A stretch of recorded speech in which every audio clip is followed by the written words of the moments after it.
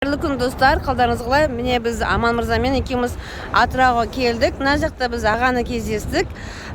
Машина алды Рой кооператив арқылы. Атыңыз кім аға? Атыңыз кім болады? Айтыңызшы. Қуаныш болады. Қуаныш мырза. Машинаны қай айда алдыңыз? Қай жылы алдыңыз? Осы 20 жылы январь айында алдым.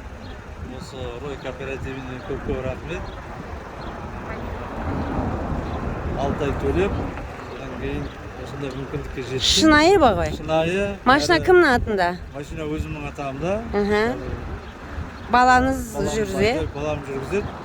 Молодец, құтты Toyota болсын. Camry машинасына қолым жетті. Компаниясы арқасында. Ризасыз ба? Ризам.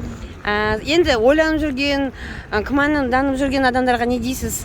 Енді Ройға келіп тіркелуін сұраймын. Енді қазір үйдің очеретінде тұрмын тағы да.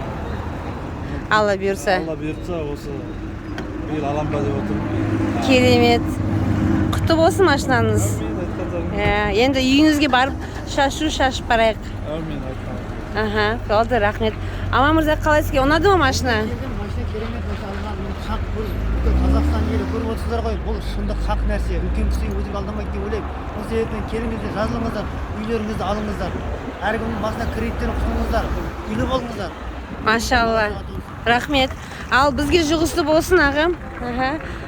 Енді ақ жол, қара трасса дейді ғой. Біріншіден Алла қолдасын. Рахмет сізге.